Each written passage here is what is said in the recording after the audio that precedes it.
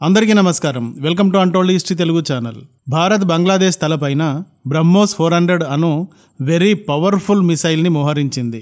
న్యాచురల్గా భారత్ ఎవ్వరిపైకి అనవసరంగా తనంత తానుగా వెళ్ళదు, వెళ్ళి గెలుక్కోదు. అంత దురద భారత్కు ఉండదు. ఇలాంటి దురద పాకిస్తాన్కి విపరీతంగా ఉంటుంది. ఈ మధ్య బంగ్లాదేశ్కి కూడా ఈ దురద అంటుకుంది. పాకిస్తాన్తో దోస్తానా మొదలు పెట్టడంతో దాని దురద దీనికి అంటుకుంది. భారత్ వైపుకు పిచ్చి కుక్క కరిచిన వ్యక్తి చూసినట్టుగా చూస్తోంది. భారత్తో పెట్టుకుని నిలబడేంత దమ్ము బంగ్లాదేశ్కు లేదు. కాబట్టి చైనా లాంటి సూపర్ పవర్ వద్దకు వెళ్లి దాని చంకెక్కి కూర్చోవాలి అనుకుంటోంది. చైనాకు మనకు 1962 వార్ తర్వాతి నుండి ఫైర్ అండ్ సాల్ట్ XYZ సంబంధాలే కొనసాగుతూ ఉన్నాయి.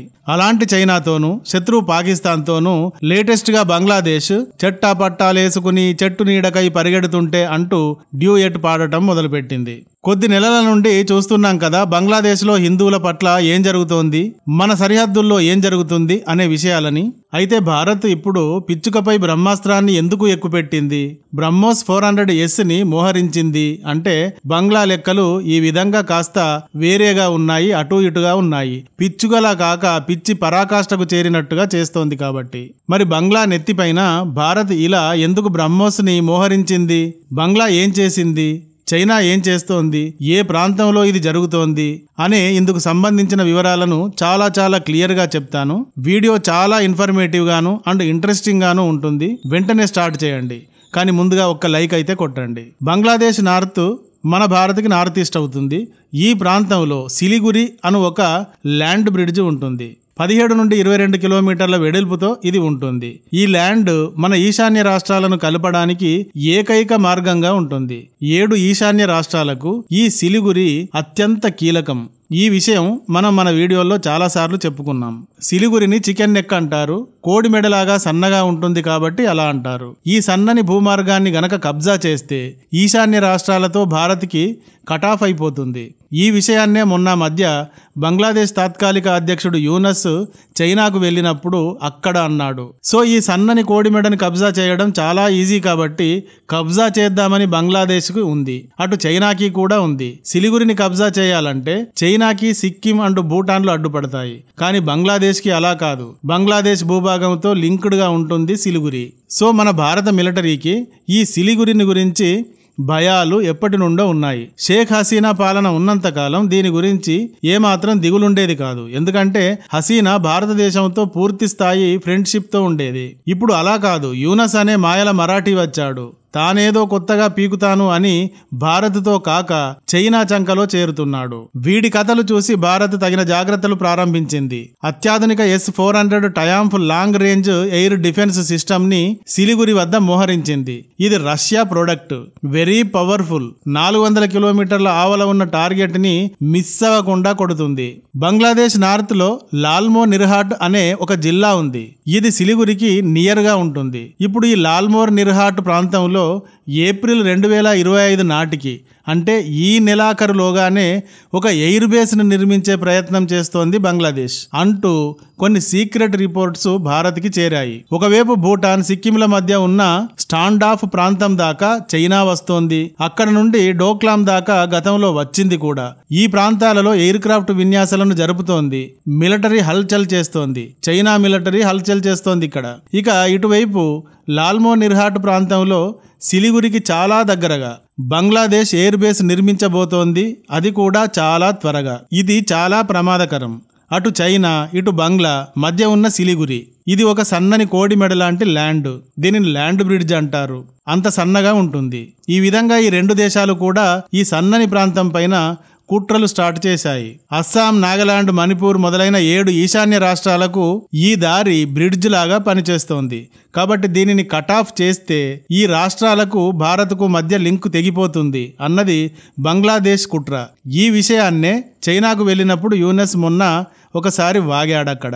విశాల భూభాగాన్ని కబ్జా చేయడం కష్టం గాని ఒక బ్రిడ్జిని కబ్జా చేయడం చాలా ఈజీ కదా. అందుకనే బ్రిడ్జ్ లాగా సన్నగా ఉన్న సిలిగురు చుట్టూ బంగ్లా అండ్ చైనాలు ఈ విధంగా విన్యాసాలు చేస్తున్నాయి. ఇలా విన్యాసాలు చేస్తే బంగ్లాదేశ్ విన్యాసాలు చేస్తే కూడా భారత్ భయపడుతుందా? బంగ్లాదేశ్ మొత్తం భారత్తో బార్డర్ని షేర్ చేసుకుంటూనే ఉంటుంది కదా 1947 దాకా. అది కూడా భారత్లో ఒక భాగమే కదా. మరీ ఎర్రిపుచ్చకాయ లెక్కలు చేసి భారత్ పైనే దాడులకు తెగిస్తే ఇది హనుమంతుడి ముందు కుప్పిగంతులు వేసినట్టు అవుతుంది. భారత్ గానీ సీరియస్ గా తీసుకుంటే బంగ్లాని సిగబట్టి బంగాళాఖాతంలో 10 సార్లు ముంచి తీయగలదు. ఆబ్వియస్లీ భయంతో జాగ్రత్తగా బతకాల్సింది బంగ్లా, భారత్ కాదు. కానీ ఈ ఇస్లామిక్ దేశాలు ఉంటాయి కదా, ఇవి ఈకంతా ఉంటాయి కానీ తోకనే లేపుతామంటాయి. అందుకని అవసరమైతే బంగ్లాకైనా అటు చైనాకైనా పుచ్చలు లేపివేయడానికి అన్ని విధాలుగా ఈ చికెన్ నెక్ వద్ద చర్యలు తీసుకుంటోంది భారత్. ఇందులో భాగంగానే సిలిగురి రక్షణ కోసం S-400 బ్యాటరీస్ ని యాక్టివ్ లో ఉంచింది.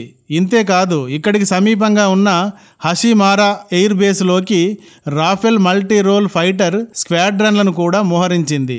ఇక్కడికి సమీపంగా ఉన్న హషిమారా ఎయిర్ బేస్ లో రాఫెల్ మల్టీ రోల్ ఫైటర్ స్క్వాడ్రన్లను కూడా మోహరించింది. Meteor beyond, visual range missiles, Scalp cruise missiles and ultra modern electronic warfare సూట్లతో ఈ డసాల్ట్ రాఫెల్స్ ఉంటాయి. ఇవి 100% పర్ఫెక్ట్ గా టార్గెట్ ని ఛేదిస్తాయి. ఎలాంటి హైబ్రిడ్ ఎయిర్ క్రాఫ్ట్ స్ట్రైక్లనైనా ఎదుర్కొంటాయి. సో వీటిని హాషిమోరాలో మోహరించింది భారత్. ఇప్పుడు దీనికి సంబంధించిన మ్యాప్ను ఇచ్చాను చూడండి. ఈ హషిమోరా ఎక్కడ ఉంది అనే దానికి సంబంధించిన మ్యాప్ను ఇచ్చాను చూడండి. హషిమారా నార్త్ లో చైనాని, సౌత్ లో బంగ్లాని, వెస్ట్ లో ఉన్న సిలిగురిని కూడా టార్గెట్ చేయగలదు. సో ఈ ప్రాంతంలో డసాల్ట్ రాఫెల్ లాంటి వెరీ పవర్ఫుల్ మిసైల్స్ ని మోహరించారు. ఇప్పుడు DRDO అండ్ NPOలు కలిపి డెవలప్ చేసిన బ్రహ్మోస్ 400 గురించి అయితే ఇక చెప్పనక్కర్లేదు. ఇండో రష్యన్ మిసైల్ ఇది. వెరీ షార్ట్ రేంజ్, మీడియం రేంజ్లు వీటన్నింటినీ కూడా సిలిగురికి సమీపంగా మోహరించింది ఇప్పుడు. ఇంతేకాదు Bhishma war tanks, elite mechanised infantry units, different types of artilleries, integrated battle group వీటన్నింటినీ కూడా ఇక్కడ మోహరించింది. LAC వెంట ఎత్తైన భూభాగాల్లో చైనాకు బ్రహ్మోస్ చుక్కలు చూపించగలవు.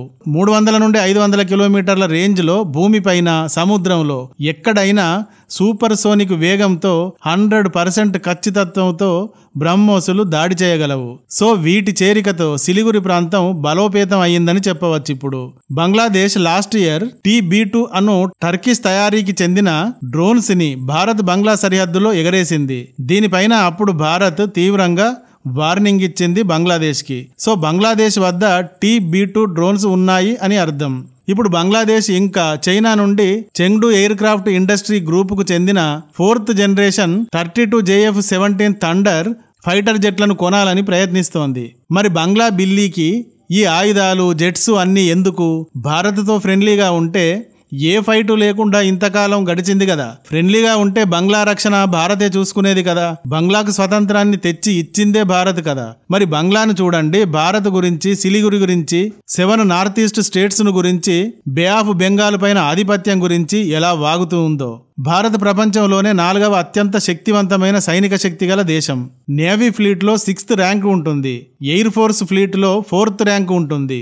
ఇలా డిఫెన్స్ విషయంలో అమెరికా, రష్యా, చైనాల తర్వాత 4వ స్థానంలో ఉంటుంది భారత్. ఇలాంటి భారత్ ని బంగ్లా బిల్లి టార్గెట్ చేస్తే బిల్లీకి బంగాళాఖాతమే గతవుతుంది. ఈ విషయం తెలుసుకోలేక చైనా పవర్ఫుల్ కదా అని చైనా చంకలోకి దూరుతోంది బంగ్లాదేశ్. కానీ భారత్ని కెలికితే, భారత్ బంగ్లాలోకి చొచ్చు కొడుతూ ఉంటే చైనా వస్తుందా? పాకిస్తాన్ వస్తుందా? ఇజ్రాయిల్ పాలస్తీనాను కొడుతూ ఉంటే పాలస్తీనా దాత ఇరాన్ వస్తోందా? డైరెక్ట్గా వార్లోకి వస్తోందా? రావట్లేదు కదా. ఇది సంగతి. షేక్ హసీనా గారు పారిపోయిన తర్వాత వచ్చిన మహమ్మద్ యూనస్ అనేవాడు ఇలా భారత్తో కెలుక్కోవడానికి కుట్రలు చేస్తున్నాడు. మరి వీడి కుట్రలను ముందే కనిపెట్టిన భారత్ S-400 ట్రయాంఫ్స్, రఫేల్స్ ని రంగంలోకి దించింది. మరి యూనస్ గానీ కెలికితే వీపు పగలడం ఖాయం. గతంలో 4 సార్లు పాకిస్తాన్ వీపు పగిలిన సంగతి వీడు గుర్తుంచుకుంటే వీడికే మంచిది. మరి అంత సాహసం బంగ్లా చేస్తుందా? చేస్తే భారత్ ఆన్సర్ ఎలా ఉండొచ్చు? దీనిపైన మీ అభిప్రాయం ఏమిటి? మీ కామెంట్తో తెలియజేయండి. ఈ వీడియో కానీ నచ్చితే ఒక లైక్ ఇవ్వండి. అలాగే ఇంతవరకు మా ఛానల్కి సబ్స్క్రైబ్ చేసుకున్నట్టయితే వెంటనే సబ్స్క్రైబ్ చేసుకోండి. ఇలాంటి వీడియోల నోటిఫికేషన్స్ కొరకు బెల్ ఐకాన్ని కూడా క్లిక్ చేయండి. Thank you for watching.